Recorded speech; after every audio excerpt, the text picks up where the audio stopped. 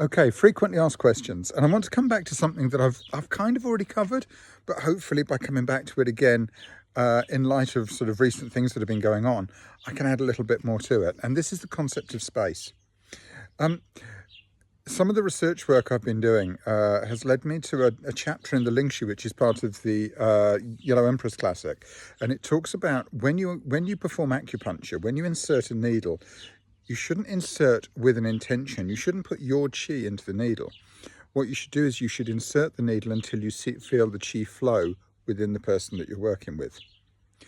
I think that's a really beautiful idea, because I think that when we practice Qigong, when we practice any of these healing arts, how often do we use judgment in order to impose healing on somebody or on ourselves? So, how often would we go, oh, I know what I need to work with today. I need to work with this. Which means that all we're doing is we're reinforcing our own assessment of the situation, which has power. Don't get me wrong, I'm not saying that that's not helpful, but how much more powerful would it be is if we could work with ourselves with an awareness of the way that she is moving.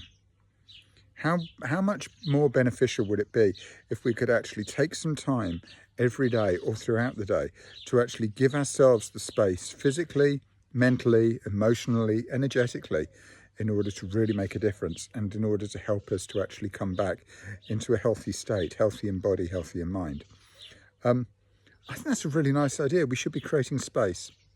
And just as a final kind of piece to this, there's somebody who I was working with a few weeks ago who I have the utmost respect for.